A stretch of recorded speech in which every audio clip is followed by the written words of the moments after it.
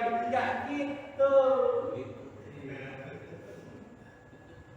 Jadi tetap ya kambing itu dibawa oleh mereka menggantikan Ismail. Jangan itu yang didorong, itu sudah cukup sebagai pembuktian cintamu kepada Allah. Kau berani mengorbankan anakmu, kau penuhi janjimu dulu ketika memotong anakmu, kau sudah penuhi semua. Kan dulu janji, jangankan kambing, anak itu gua potong, udah buktiin. Sebagai bentuk sayangmu, kau sudah buktikan kepada Allah Subhanahu Wa Taala pengorbananmu sedemikian rupa, maka digantilah dengan seekor. Lalu nanti apa hadiah yang lain? Hadiahnya dari Allah adalah Allah kasih keturunan, tambah lagi anak dari Siti Sarah yang bernama Ishak. Jadi intinya apa? Patuhi saja Allah punya perintah. Jangan mikir yang enggak. Allah pada akhir sudah berhusnuzon pada Allah. Kadang-kadang kita sekarang punya teman pada juli 3, punya teman pada toksik semua, kita dijauhi. Pak, ketika kita dijauhi oleh teman-teman, dimusuhi oleh teman-teman, jangan anggap sebuah permusuhan. Belum tentu kita salah, kita difitnah dan sebagainya. Itu cara Allah membersihkan orang-orang yang tidak cocok dengan kita. Jadi mau secara validasi, gua kenapa sih? Kok pada pagi kok gua dicari, gua dipikir tak usah.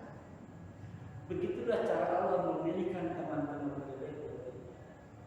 Kita sedang naik kelas, karena kelas 3 nih, dia kelas 4. Kita sudah naik kelas, orang itu tertinggal, mau turun lagi ke bawah. Begitu cara Allah membersihkan orang-orang yang tidak baik di sekeliling kita. Berusur-usur pada Allah.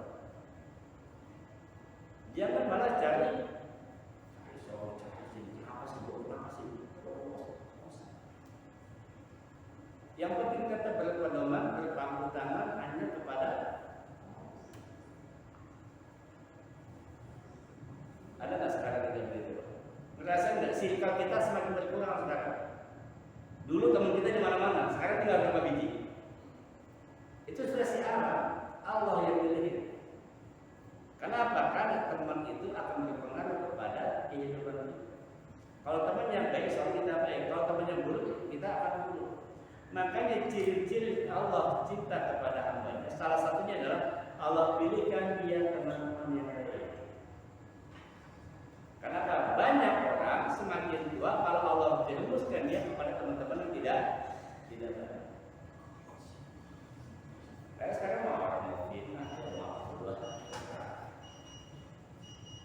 Allah tidak akan tinggal diam. Ingat, hukum Allah berlaku. Sekecil apapun kesalahan kita, sekecil apapun kebaikan kita, itu Allah mencatat. Allah mencatat. Hukum tak bertuai pasti berlaku. Ketika difitnah orang, digibahin orang, diam aja. Kita tinggal nunggu waktu aja, nunggu waktu aja. Ya, tunggu aja. Nggak usah dibahas, nggak usah dibahas. Kalau kita cari pembenaran, justru yang ada malah kita bisa tanya benar apa yang dikatakan oleh orang yang fitnah ini. Buah busuk akan jatuh dari sendiri. Tinggal tunggu aja kapan dijatuhin. Tinggal tunggu. Hukum tak berlaku.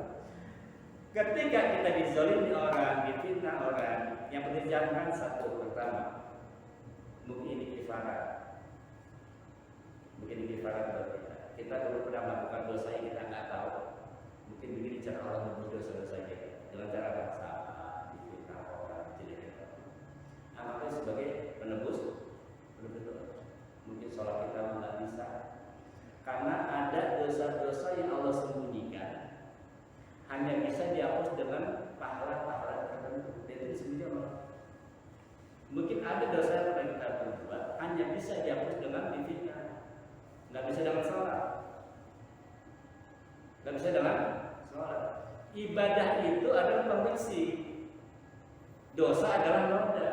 Tidak semua noda bisa dibersihkan dengan deterjen, enggak semua, Pak. Tergantung nodanya. Kalau lem nempel di baju pakai sabun cair cukup, nggak bisa. Lem tetap sebutnya noda. Lumpur noda bukan? Noda. Spidol noda bukan? Tinta noda. Sama-sama noda, tapi membersihkannya beda. Mungkin kita pernah melakukan kesalahan, kita lupa. Hanya bisa disembuhkan, hanya bisa dibersihkan dengan kita. Terima. Itu yang pertama. Yang kedua, yakinlah bahwa hukum harus dibayar. Orang yang zalim sama kita pasti dia akan menerima apa yang dia lakukan. Ingat, orang bijak pernah bilang, luka yang tergores dia akan kembali kepada pemiliknya. Ya, orang yang mengerjai kita maka luka itu akan kembali kepada pemiliknya. Sama. Kita pernah sakit hati orang, saya dilawan. Nanti luka ini akan kembali kepada pemiliknya. Tinggal tunggu. Yang pertama kita, yang kedua ini sebagai modal kita mengumpulkan pahala. Ketika kita terkena musibah, terkena fitnah dan sebagainya, mungkin itu akibat doa kita sendiri. Kok bisa kan? Mana ada orang mau doa yang fitnah? Bukankah Anda pernah berdoa, ya Allah jadikan saya orang-orang yang sabar? Pernah berdoa gitu? Waj'alna minas sabirin, kata Allah, benar menjadi orang sabar. Benar, buat tes ya. Tuh. Tes.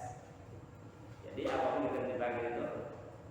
Baik, berkaitan dengan pembersihan dosa sedemikian rupa, salah satu cara yang Allah syariatkan kepada kita membersihan dosa dengan cara apa? Berkurban. Apa? Kurban. Kurban asal kata khoroban, mendekat. Mendekat. Kenapa kita harus berkorban? Alasannya apa sih? Langsung ke materi. Kita tanya aja. Yang pertama, alasan kita disyariatkan kurban. Yang pertama, Rasulullah pernah bilang bahwa pahala kurban sangat besar. Sangat besar. Disebutkan satu helai bulu, satu kebaikan. Saking banyaknya pahala kurban itu tanpa batas, nggak bisa hitung kurban itu pahalanya. Allah Rasulullah itu menggunakan permisalan perbandingan pahala kurban itu sama dengan sejumlah bulu di hewan. Ada bisa hitung bulu. Gak usah semua nih, kuping kami nih, Pak, potong ini sekarang nih. Hitung tuh ada berapa bulunya? Kuping doang, kuping. Bisa nggak gitu? Jangan kuping. Tuh, kumis tuh ini, kelihatan nggak? Lalu nih, kumis sebelah kanan, sebelah biji, sebelah lembar. Saking besarnya, saking banyak para kurban. Rasulullah membandingkan sama dengan sejumlah bulu di hewan. Terus kita baca kan? Insya Allah berkurban betul. Betul? Jadi kurban buat siapa? Kurban buat siapa? Ya buat kita. Kan buat siapa?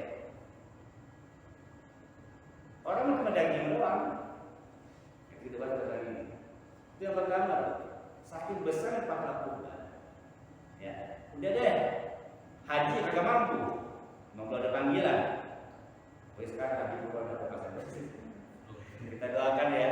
Kita doakan jamaah haji yang sedang ibadah haji di tanah suci sana. Allah beri kesehatan, Allah beri keselamatan, Allah mudahkan ibadahnya sehingga pulang menjadi haji yang mabrur.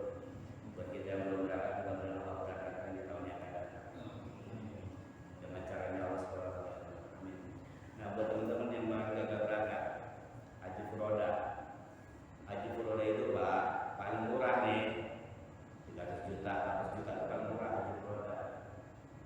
Orang kaya semua gagal berangkat karena Arab Saudi tidak mengeluarkan visa furoda tahun ini. Ini menggambarkan bahwa uang itu tidak segala-galanya.